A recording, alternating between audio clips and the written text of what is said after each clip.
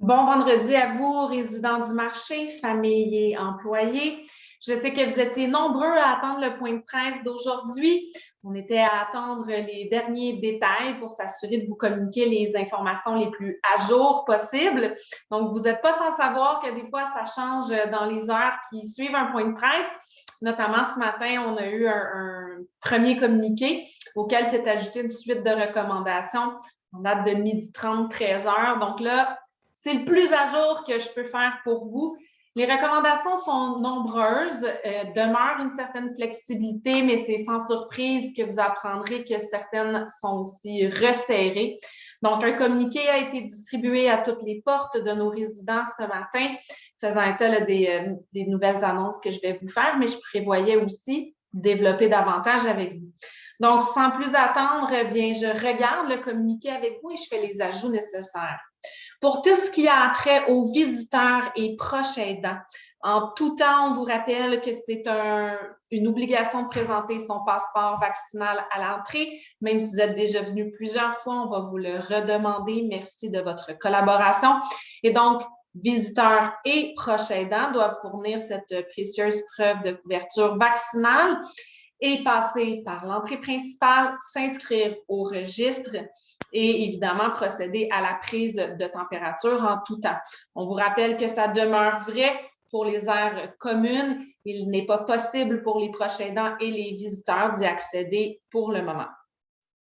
Maintenant, il y a des dates à retenir importantes. Le premier ministre en a parlé plus tôt cette semaine. En fait, entre le 23 et le 25 décembre inclusivement, donc depuis hier et ce jusqu'à demain fin de journée, il est possible pour vous de recevoir des invités dans vos unités locatives, mais à raison de 2 personnes à la fois seulement pour un total de 4 personnes pour la journée. Ça voudrait donc dire que vous pourriez avoir une visite le matin d'un couple d'amis, puis ensuite avoir 2 autres personnes dans la soirée, tant et aussi longtemps que dans une période de cette journée-là, en fait, vous n'ayez que 4 visiteurs. À compter du 26 décembre, donc à compter de dimanche matin, ce sera toujours 2 personnes, donc 2 visiteurs à la fois dans vos appartements, mais pour 2 total pour la journée. Donc, ça va être seulement 2 personnes à la fois par jour à compter du 26 décembre. Pour la salle à manger, on est heureux de vous annoncer qu'elle demeure ouverte. Cependant, il est important de respecter en tout temps la distanciation de 2 mètres. Donc, au moment de manger aussi, plus que jamais, puisqu'on doit retirer le masque. Ce qui fait en sorte qu'on a dû réaménager la salle à manger, vous l'avez remarqué ce midi, pour que les tables soient à 2 mètres avec un format préétabli avec la santé publique qu'on appelle en W. Donc, les résidents doivent s'asseoir dans un certain ordre. On le sait que c'est déplaisant, mais merci de votre collaboration. Si on vous donne une chaise plus que l'autre, des fois, on aura envie de voir dehors, on ne veut pas la fenêtre dans le dos. C'est pas par caprice qu'on l'a placé ainsi. C'est vraiment suite aux demandes ministérielles. S'il vous plaît, on va s'en tenir à ce qui a été demandé parce que ce qu'on souhaite, c'est qu'elle demeure ouverte, notre précieuse salle à manger. Donc, un résident par table seulement à compter de ce jour. Donc, ce midi, c'était déjà le cas là, pour rassurer les familles. Donc, une personne par table à 2 mètres aux chaises qui ont été déjà présélectionnées comme sécuritaires pour vous. On vous rappelle toujours qu'il est important de laver vos mains adéquatement dès l'arrivée en salle à manger et à votre sortie, de porter le masque jusqu'à ce que vous soyez assis et prêt à consommer votre repas et bien vouloir remettre votre masque avant de vous lever. Plusieurs services seront possibles étant donné que la capacité d'accueil de la salle à manger n'est plus la même. Donc, notre équipe alimentaire a commencé à sonder les résidents ce midi, à savoir quelle heure ils préfèrent. On ne veut pas vous l'imposer, mais sachez que la plage horaire favorite de tous du soir, qui est 17h30, ne pourra pas être assurée à tout le monde. On ne peut pas accueillir l'ensemble de nos résidents à raison de 1 par table à 2 mètres. Plus vous arrivez tôt, plus vous avez de la chance d'être tranquille et de peut-être pouvoir choisir la table qui vous convient. Ceci étant dit, on va vous demander votre collaboration et dans les prochains jours, attribuer les plages de repas à chacun de vous pour que tous puissent profiter de nos installations. Ceux qui souhaitaient manger dans vos appartements, soit parce que les heures disponibles en salle à manger vous conviennent moins ou que manger seul, évidemment, c'est moins intéressant. Des fois, on se dit, rendu là, je préfère être chez moi, ou tout simplement parce que ça vous rassure de rester chez vous. Sachez que les frais de livraison de repas sont suspendus jusqu'à nouvel ordre. Donc, ce sera gratuit, évidemment, si vous demandez à être livré à la maison, comme ce sont les mesures en vigueur qui imposent cet ajustement-là. Sinon, toujours par rapport à la salle à manger, on vous rappelle que les visiteurs et les proches aidants ne sont toujours pas admis. C'est le masque aussi de procédure qui est requis partout en résidence. J'en avais parlé au dernier point de presse, mais je fais un rappel. C'est vrai aussi pour visiteurs et proches aidants. À votre arrivée, on va vous offrir un masque de procédure qui sont réputés plus sécuritaires avec une meilleure barrière que les masques en tissu. Donc, à vous, résidents aussi, on vous invite à faire de même. Lors des déplacements dans la salle à manger, on nous demande de les superviser pour éviter d'une part les attroupements, mais aussi que les résidents se croisent. Donc, encore une fois, on en appelle à la collaboration de l'ensemble de nos résidents. C'est peu qu'on vous demande d'attendre avant de sortir ou qu'on vous demande d'attendre avant d'entrer si on est à faire quitter des résidents, le tout pour que ce soit le plus fluide possible et pour éviter évidemment qu'il y ait trop de proximité entre les personnes qui mangent et ceux qui entrent ou sortent de la salle à manger. Voilà pour ce qui est des périodes de repas. Donc, si jamais vous avez des questions, n'hésitez certainement pas à faire appel à notre équipe. On sait que les recommandations sont nombreuses. C'est pourquoi le point de presse d'aujourd'hui sera diffusé à raison de 3 fois par jour, et ce pour les 4 prochains jours, au canal 941 à 11h30, 13h30 et 15h30, ainsi que sur l'application mobile TEIA, je le rappelle, disponible sur les appareils intelligents de type téléphone cellulaire ou tablette. Vous pouvez sélectionner en tout temps le point de presse et en faire la réécoute, puisque c'est un lien web, donc disponible 24 heures sur 24. Pour ce qui est des activités, maintenant, on doit ça aussi resserrer certaines mesures. Les activités ne sont pas toutes annulées, on vous rassure tout de même. On garde un peu de liberté par rapport à ce qu'on avait déjà connu dans le passé quand ça se mettait à être un peu plus tendu par rapport à la COVID. Donc, au niveau des activités, ce sont les activités, je vais dire, de proximité qui sont compromises. Donc, jusqu'à nouvel ordre, les activités suivantes seront proscrites.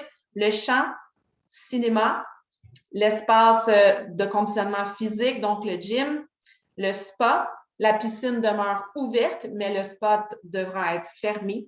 Les activités billard, golf, cartes, Scrabble, domino, train mexicain devront être malheureusement suspendues jusqu'à nouvel ordre. C'est difficile d'être à 2 mètres quand on joue aux cartes, puis surtout de désinfecter entre chaque carte. Même chose pour les autres activités qu'on vous a nommées juste avant. Ceci étant dit, la piscine demeure ouverte, la chapelle demeure ouverte avec le masque d'intervention de qualité médicale, évidemment, et en respectant le 2 mètres dont on avait parlé au dernier point de presse. Donc, de ce côté-là, ça n'a toujours pas changé.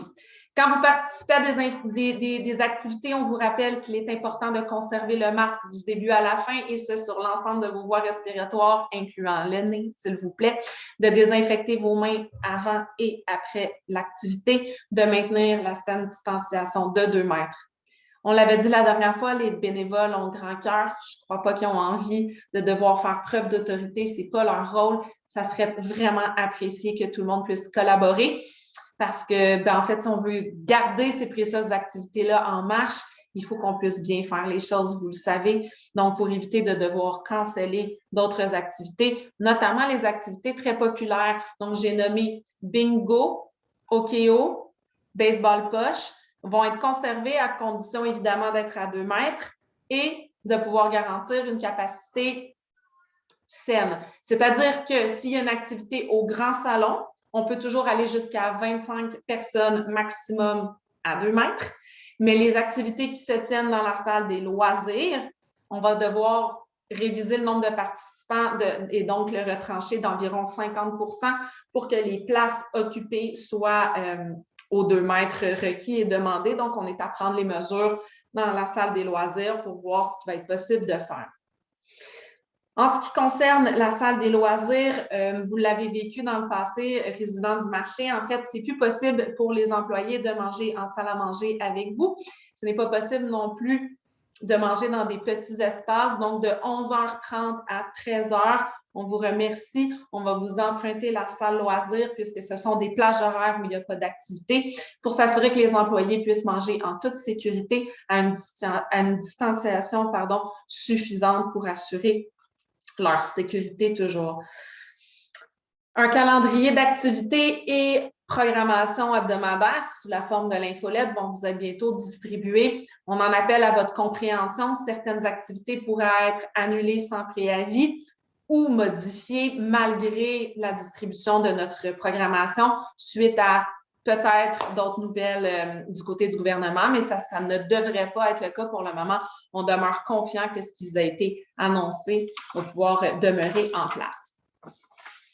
Maintenant, les questions qui sont sur toutes les lèvres, qu'en est-il des rassemblements, des sorties personnelles, quand on va dans les familles, si on a un souper prévu ce soir, demain? Donc, la façon dont ça fonctionne, c'est que quand vous allez évidemment dans la communauté, ce sont les mêmes recommandations que pour l'ensemble de la population en termes de sécurité, en termes de nombre de personnes acceptées dans un ménage et de nombre d'adresses. Donc, c'est les règles à suivre pour tous qui s'appliquent. Si vous revenez ici en résidence privée pour un séjour qui était de 24 heures et plus dans votre famille, que vous n'avez pas de symptômes de COVID et qu'il n'y a personne dans votre famille qui a été déclaré positif à la COVID-19, vous pouvez réintégrer la résidence privée sans aucun problème. Vous n'avez pas d'isolement non plus. Cependant, on vous demande d'être doublement vigilant dans les gestes barrières et donc masque 2 mètres, lavage des mains, on ne dira jamais assez, mais surtout d'assurer une vigilance de vos symptômes dans les 14 jours. Il n'est jamais exclu d'avoir été en contact avec quelqu'un qui a la COVID sans le savoir ou qui est asymptomatique.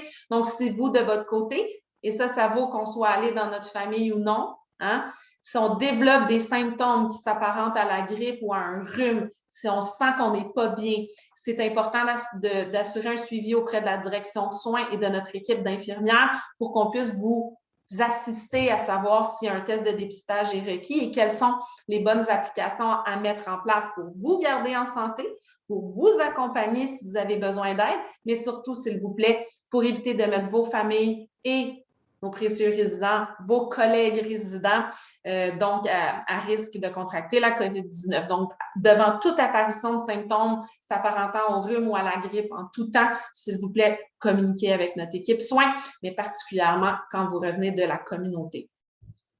Si toutefois vous deviez avoir été en contact avec quelqu'un qui a la COVID-19, vous recevez un appel de votre famille vous disant que X date, vous avez potentiellement été en contact avec quelqu'un d'infecté. S'il vous plaît, vous placez en isolement et communiquez avec la direction soins pour qu'on puisse, encore une fois, vous assister dans les étapes à suivre.